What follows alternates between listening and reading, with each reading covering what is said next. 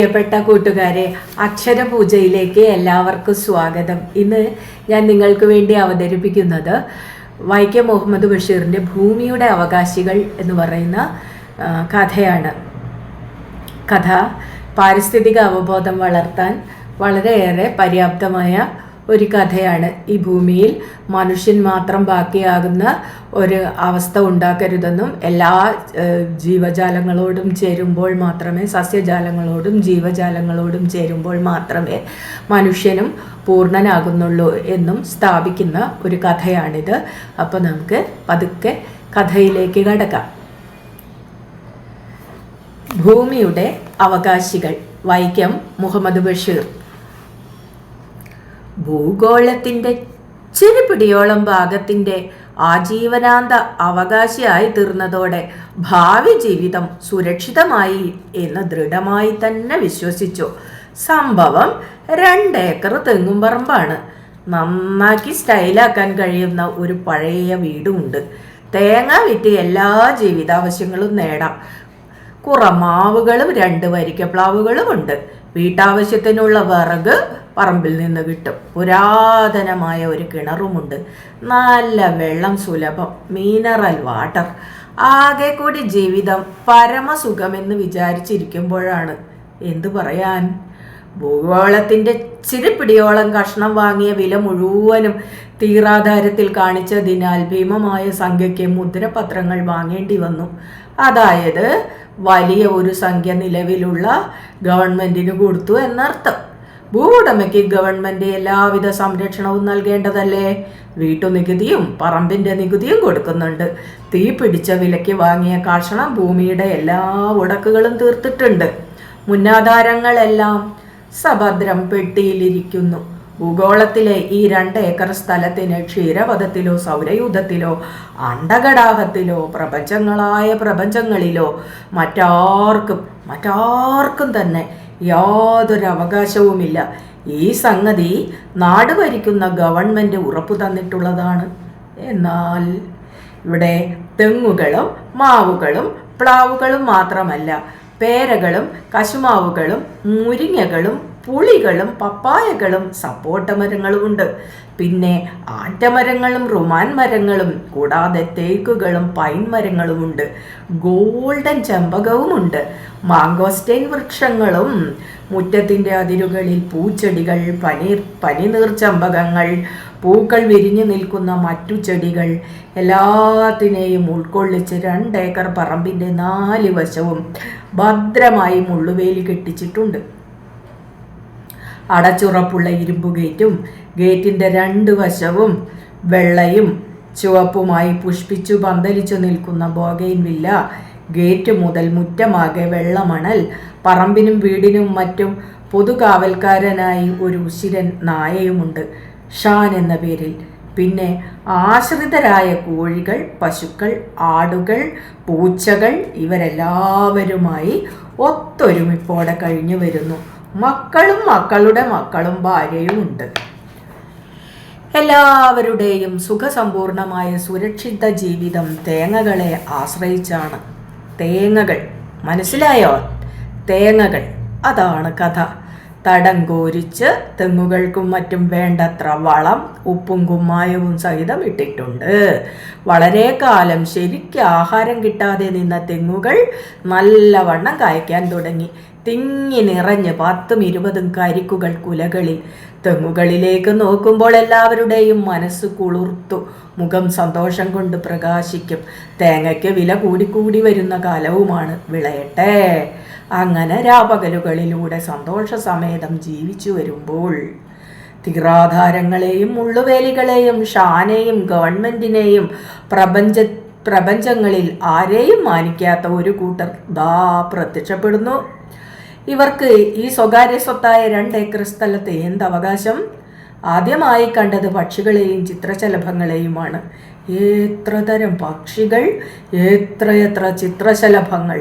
പക്ഷികൾ വൃക്ഷക്കൊമ്പുകളിലും ചെടികളിലും വന്നിരുന്നു ശബ്ദമുണ്ടാക്കുന്നു. ചിത്രശലഭങ്ങൾ പല നിറങ്ങളിലുമായി വെയിലിൽ പ്രകാശിച്ച് മുറ്റത്തായി പറക്കുന്നു. ഓർക്കുമ്പോൾ ഇതെന്ത് ന്യായം? ഇവരെന്തിന് ഇവിടെ വന്നു? ആദിപുരാതീനമായ എന്തോ ഒരു അവകാശം മാതിരിയാണ്. ഈ ഭൂഗോളത്തിൽ മനുഷ്യവർഗം ഉണ്ടാകുന്നതിന് മുമ്പ് തന്നെ ഞങ്ങൾ ഇവിടെയുണ്ട് എന്ന ഭാവം.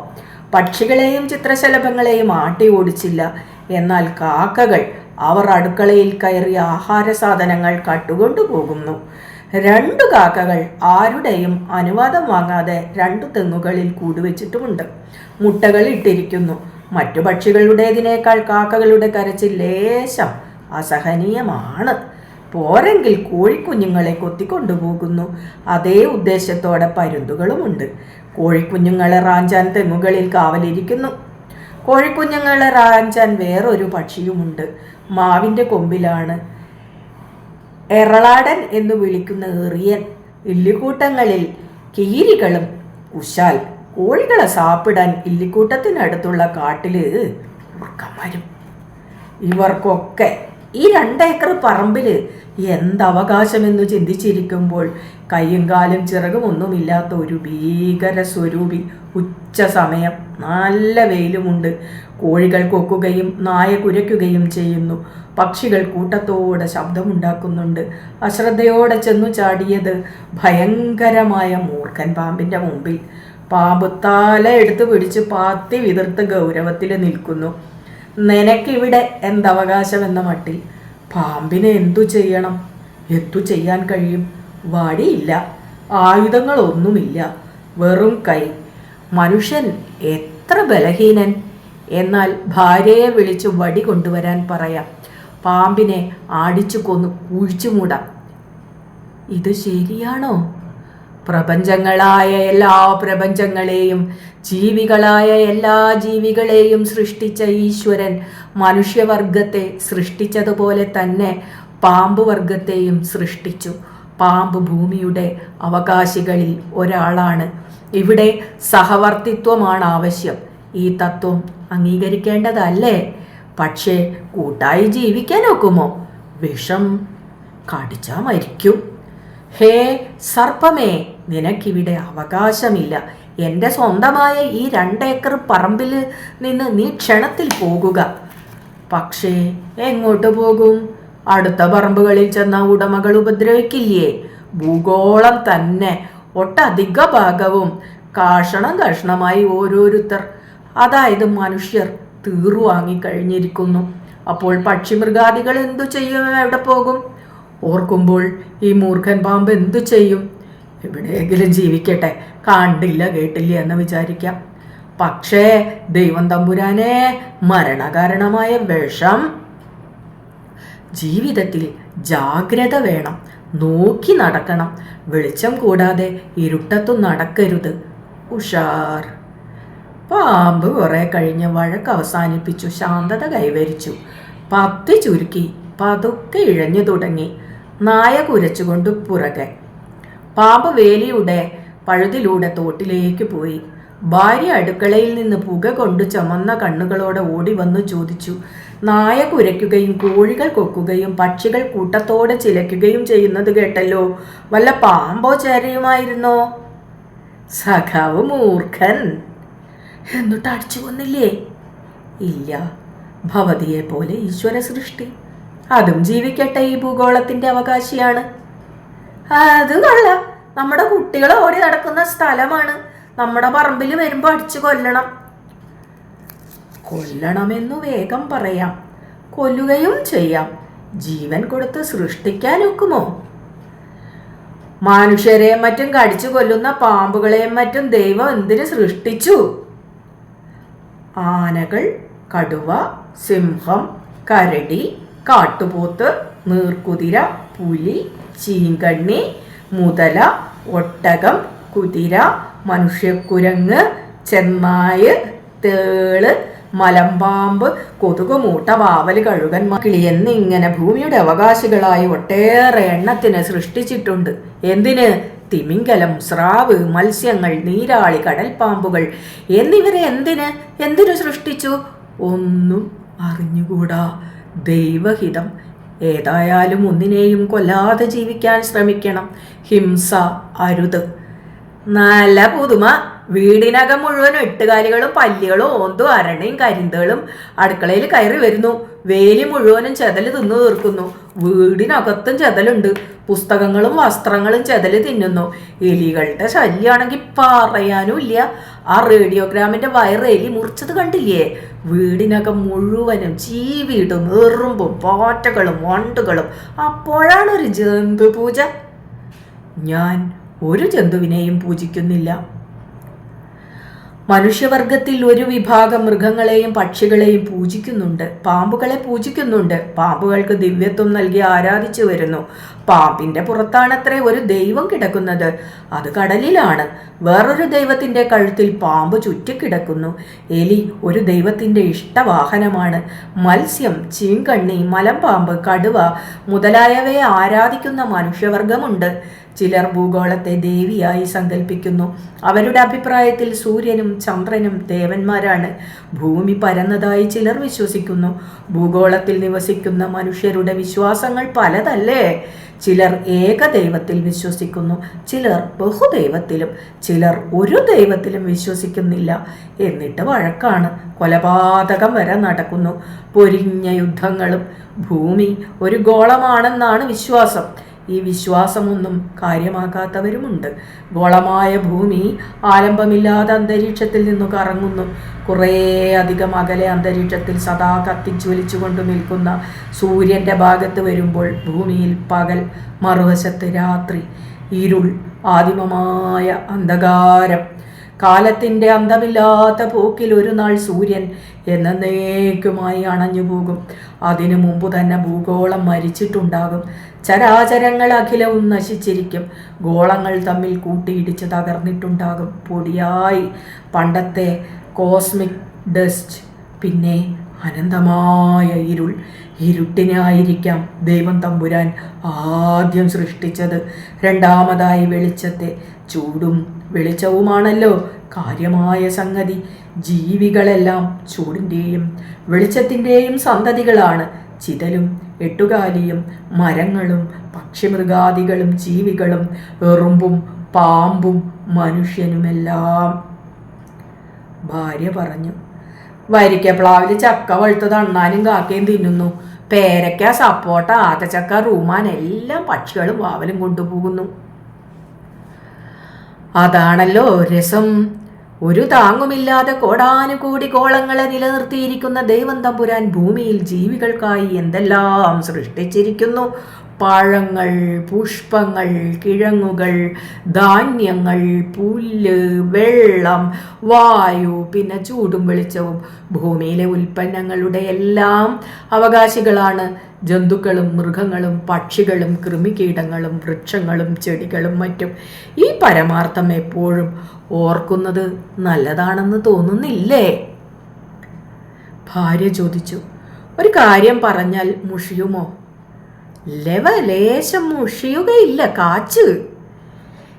എന്നാലേ ഭവാനെ പോലെയുള്ളവർ കല്യാണം കഴിച്ച് വീടും കുടിയും ഭാര്യയും മക്കളുമായി കഴിയാതെ കാട്ടിൽ വല്ല ഗുഹയിലും തുണിയും കാണാനും ഇല്ലാതെ അനങ്ങാതിരുന്ന് തപസ് ചെയ്യായിരുന്നു നല്ലത്.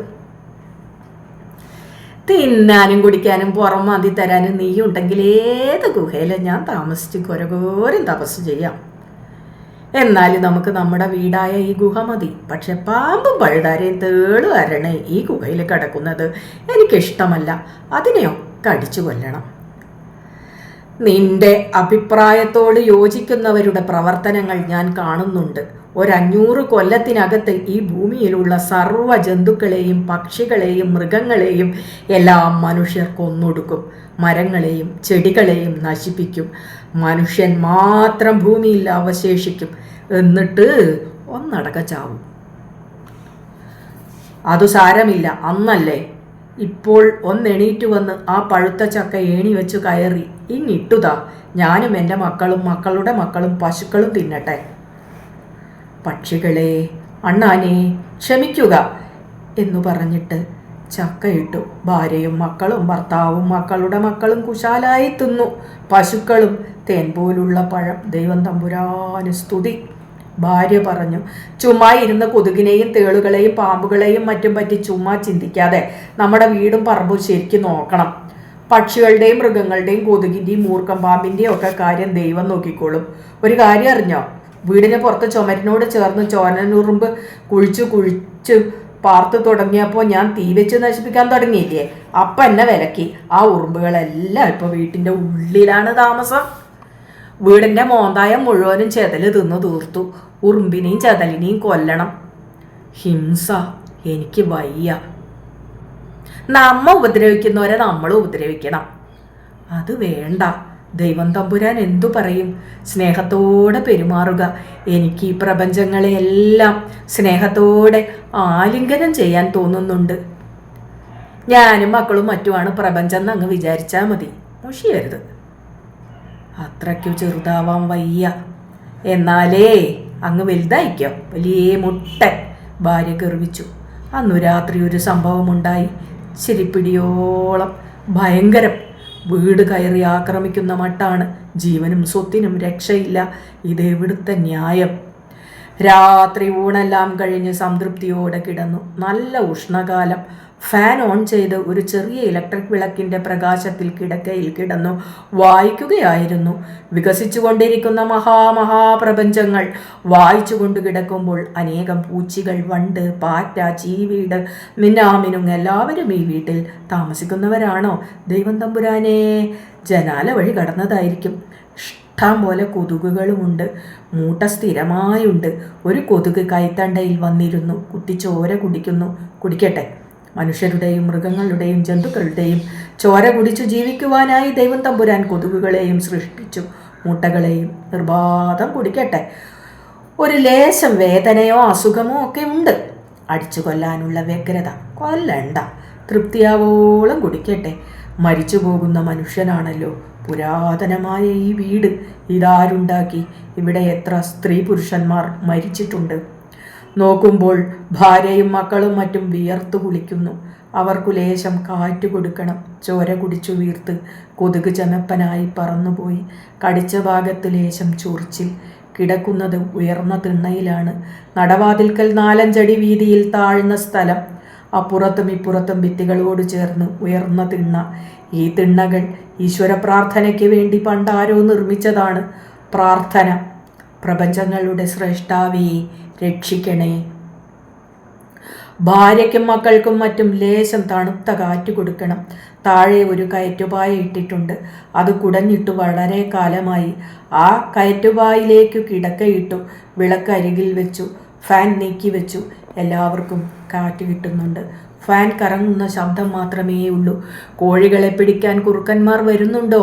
മരപ്പട്ടി എന്ന പനമെരുവും വരും. നായ കുരയ്ക്കുന്നില്ല. കുറേ സമയം ശ്രദ്ധിച്ചു. ഒന്നുമില്ല. വെളിയിൽ ഇരുളാണല്ലോ.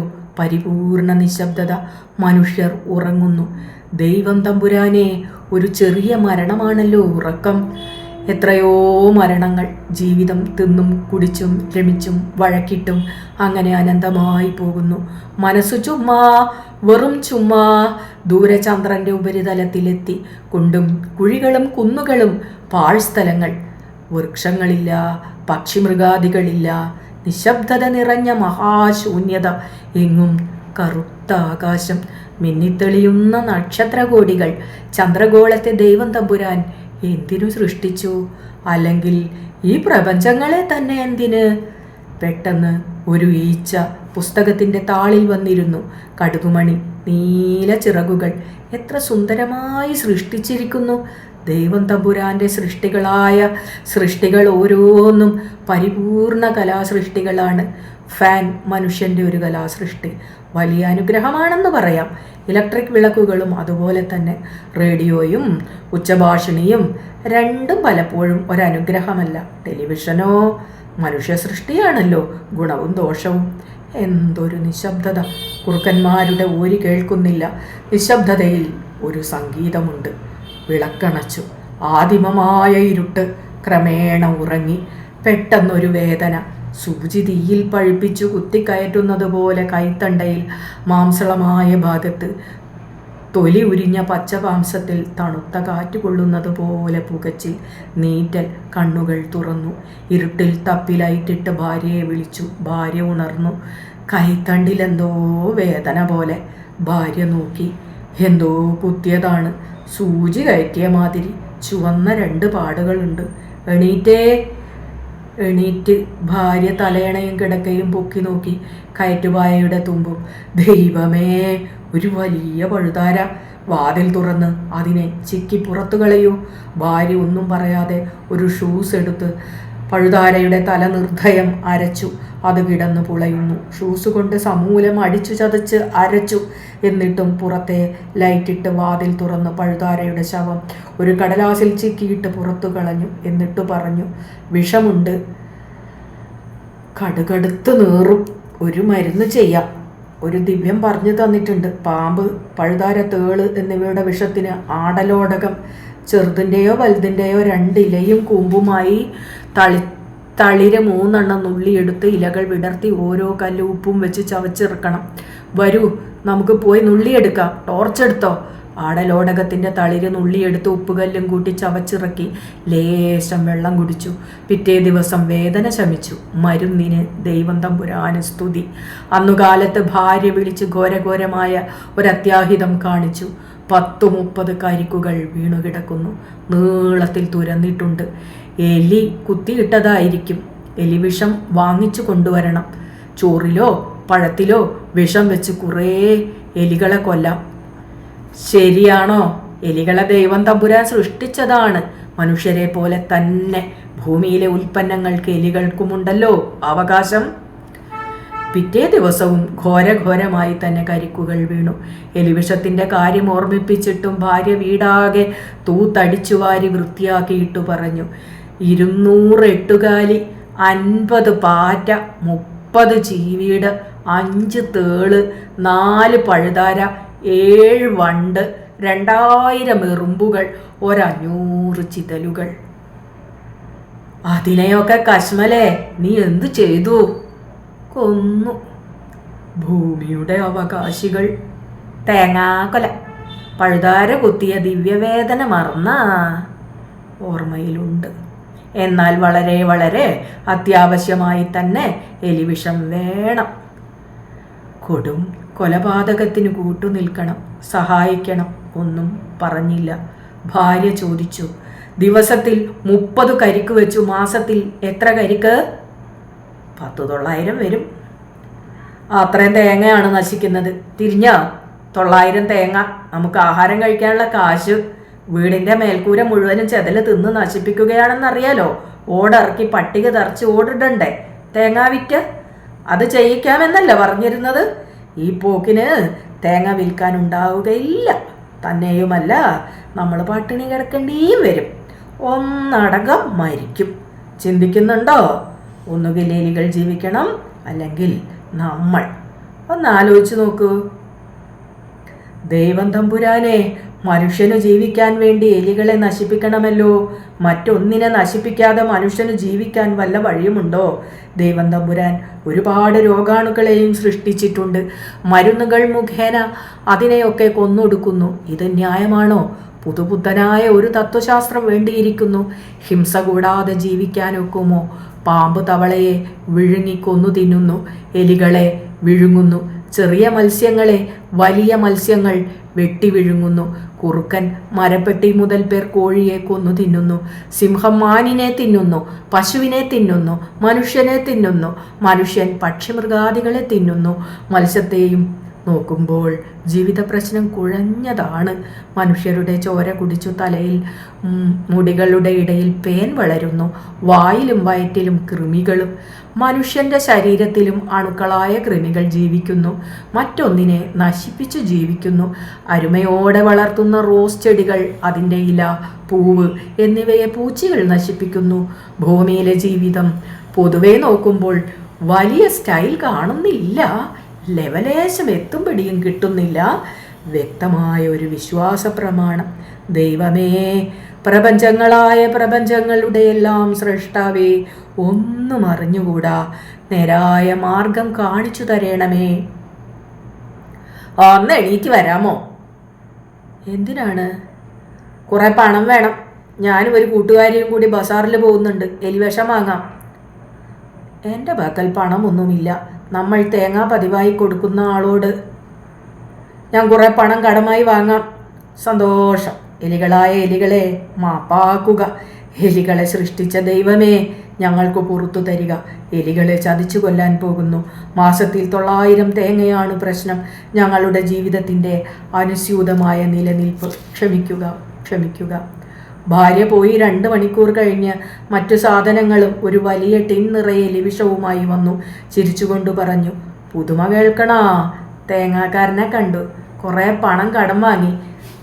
തേങ്ങയ്ക്ക് നല്ല വിലയുണ്ട്, ഇനിയും കൂടും. തേങ്ങയ്ക്ക് വില കൂടി വരുന്നതാണോ പുതുമ? അതല്ല. കൂട്ടുകാരിയും ഞാനും കൂടി ഒരുപാട് കടകളിൽ എലിവിഷം ചോദിച്ചു. കടക്കാർ ചിരിച്ചു. ഞങ്ങൾക്കൊന്നും മനസ്സിലായില്ല. ഒടുവിൽ ഒരു കടക്കാരൻ പറഞ്ഞു, എലിവിഷം വിൽക്കാൻ ഗവൺമെൻറ്റിൻ്റെ അനുവാദമില്ല. വേണമെങ്കിൽ ഗവൺമെൻറ് ഓഫീസിൽ അപേക്ഷ കൊടുക്കണം. എന്നാലും കിട്ടാൻ വിഷമാണ്.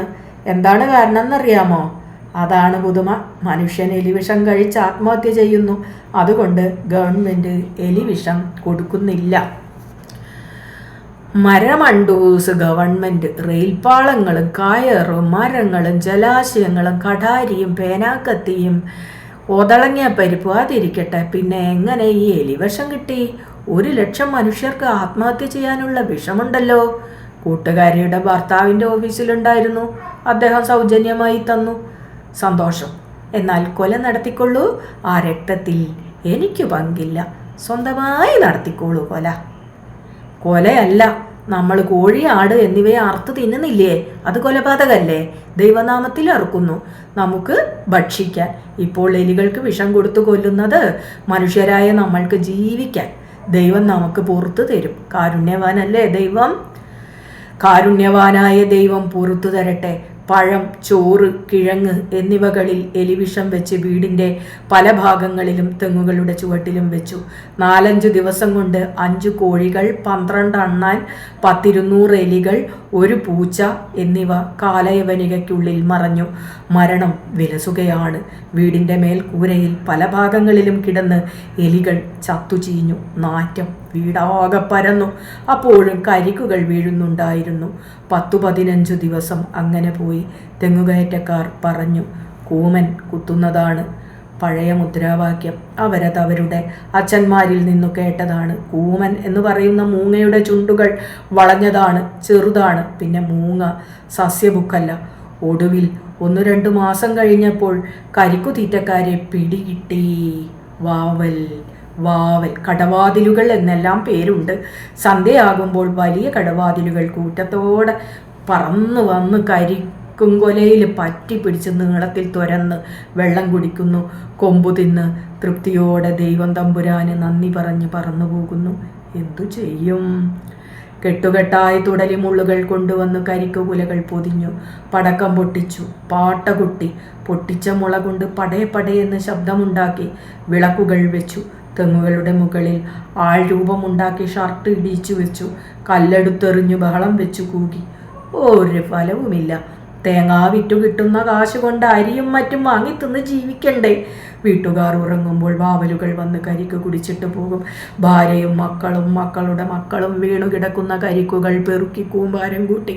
കരിക്കുകളുടെ ഒരു ചെറിയ കുന്ന്, നശിച്ചുപോയ തേങ്ങകളുടെ മഹാകൂമ്പാരം. ഇങ്ങനെ പോയാലോ? കുടുംബം പട്ടിണിയാകും. ഒടുവിൽ വാവലുകളെ വെടിവെച്ച് കൊല്ലുക എന്ന തീരുമാനത്തിലെത്തി. ഐഡിയ സുന്ദരൻ. ഭാര്യ പറഞ്ഞു, നമുക്കൊരു തോക്ക് വാങ്ങാം, വാവലുകളെ വെടിവെച്ച് കൊല്ലാം, കുറുക്കനെയും പനമരുകിനെയും. തോക്ക് പാപത്തിൻ്റെ പ്രതിരൂപമാണ്. മനുഷ്യർ തോക്ക് കണ്ടുപിടിച്ചത് വലിയ തെറ്റായിപ്പോയി. പാപത്തിൻ്റെ സന്താനമാകുന്നു തോക്ക്. വെടിവെക്കാൻ ഞാനില്ല. ഭാര്യ പറഞ്ഞു, ഞാൻ പഠിക്കാം. എൻ്റെ അമ്മാവൻ്റെ മകൻ്റെ പക്കൽ ഒരു ഭയങ്കര തോക്കുണ്ട്. വെടി പൊട്ടിയ കൊട പോലെ ഉണ്ടകൾ ചെതറും. ഒറ്റ വെടിക്ക് 50 വാവലെങ്കിലും ചാവും. ഭാര്യ ഓർമ്മിപ്പിച്ചു. അത് കൊള്ളാം. നമുക്ക് തോക്ക് വാങ്ങണ്ട. ഞാൻ പോയി അമ്മാവൻ്റെ മകനെ തോക്കുമായി കൊണ്ടുവരാം. ശരി വാവലുകളെ, മാപ്പ്. നിങ്ങളുടെ രക്തത്തിൽ എനിക്ക് പങ്കില്ല. ദൈവം തമ്പുരാനെ, ഞാൻ എന്തു ചെയ്യും? കശ്മല സംഹാരത്തിന് ഒരുങ്ങിക്കഴിഞ്ഞു. ഞാൻ നിരപരാധി. വാവലുകളെ, രക്ഷപ്പെട്ടുകൊള്ളുക. ഭാര്യയുടെ അമ്മാവൻ്റെ മകൻ വില കൂടിയ ഭയങ്കരനായ തോക്കുമായി വന്നു. അദ്ദേഹം പറഞ്ഞു, വെടിവെക്കേണ്ടത് ഇവിടെയല്ല, അടുത്ത് ഒരു തുരുത്തിൽ പുരാതനമായ ഒരു ക്ഷേത്രമുണ്ട്. അതിനടുത്ത് 2 ആലുകൾ, അതിൽ 2-3000 വാവലുകൾ തൂങ്ങുന്നുണ്ട്. ഞാൻ എല്ലാത്തിനെയും വെടിവെച്ചു കൊല്ലാം. 2 ദിവസം കൊണ്ടല്ലെങ്കിൽ 2-3 ദിവസം കൊണ്ട് മുഴുവനും ചാകും. 10 മൈൽ ചുറ്റളവിൽ ദിവസവും 2-3000 കരിക്കുകൾ നശിക്കുന്നുണ്ട്. 2-3000 തേങ്ങകൾ ദിവസവും നശിക്കുന്നു. 3000 കടവാതിലുകളെ കശാപ്പു ചെയ്യുന്ന സുന്ദരൻ കാഴ്ച കാണാൻ വരുന്നോ? അത് കാണാൻ ഭാര്യയും കൂട്ടുകാരിയും തയ്യാറായി. അവർ 3 പേരും കൂടി ചായ കഴിച്ചു. വാവൽ മഹാവധത്തിനു പോയി. ഭർത്താവ് പ്രാർത്ഥിച്ചു, വവ്വാലുകളെ രക്ഷപ്പെട്ടുകൊള്ളുക. അത്ഭുതം തന്നെ, വാവലുകൾ രക്ഷപ്പെട്ടു. ഭാര്യയും കൂട്ടുകാരിയും തൂക്കുകാരനും ഇളിഭ്യരായി, നിരാശരായി ഭയന്നു മടങ്ങി. ഭാര്യ പറഞ്ഞു, ഞങ്ങൾ ഒരു കണക്കിൽ ജീവനോടെ രക്ഷപ്പെട്ടു. ക്ഷേത്രത്തിന് ചുറ്റും കുറേ വീട്ടുകാരുണ്ട്. ഞൊടിയിട കൊണ്ട് 100-300 പേര് ഞങ്ങളെ മാരകായുധങ്ങളുമായി വളഞ്ഞു. വാവലുകളെ വെടിവെച്ചാൽ ഞങ്ങളെ കൊന്നു കൊല വിളിക്കും. എന്താ കാരണമെന്നോ? വാവലുകൾ മനുഷ്യരുടെ പൂർവികന്മാരുടെ ആത്മാക്കളത്രേ, വെടിവെക്കാൻ പാടില്ല. വാവലുകൾ മനുഷ്യരുടെ പൂർവികന്മാരുടെ ആത്മാക്കൾ. ആശയം നല്ലത്. ഭർത്താവ് പരമസുന്ദരമായ ഒരു തീരുമാനത്തിലെത്തി. ഭർത്താവ് തീർത്തു പറഞ്ഞു, മറക്കരുത്, വാവലുകൾ ആരുടെയും പൂർവികന്മാരുടെ ആത്മാക്കളല്ല. അന്ധവിശ്വാസം ഭ്രാന്തു പോലാക്കി മനുഷ്യരെ കൊല്ലാതിരിക്കുക. കടവാതിലുകൾ എന്ന വാവലുകൾ ദൈവം തമ്പുരാൻ്റെ കോടാനുകോടി സൃഷ്ടികളിൽ പറക്കുന്ന ജീവികളാണ്. കരിക്കു നശിക്കട്ടെ, തേങ്ങ നശിക്കട്ടെ, സാരമില്ല, ബാക്കി കിട്ടുന്നത് മതി. ദൈവ സൃഷ്ടിയിലെ തെങ്ങുകളിലെ കരിക്കുകളിൽ വാവലുകൾക്ക് അവകാശമുണ്ട്. ദൈവം തമ്പുരാൻ സൃഷ്ടിയുടെ ദിവ്യമുഹൂർത്തത്തിൽ കൽപ്പിച്ചു കൊടുത്ത പുരാതനമായ അവകാശം ഓർക്കുക. ജീവികളായ സർവ്വജീവികളും ഭൂമിയുടെ അവകാശികൾ. മംഗളം. ശുഭം.